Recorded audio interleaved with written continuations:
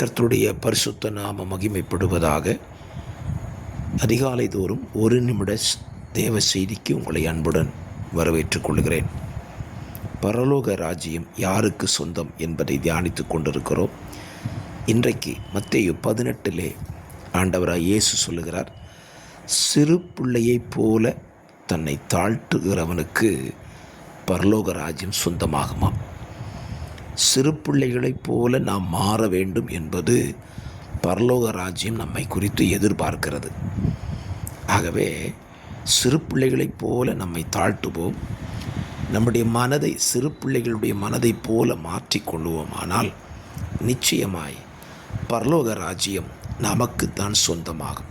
இதை வாழ்க்கையில் கடைபிடித்து பரலோக ராஜ்யத்தை சுதந்திரித்து கொள்ளுவோம்.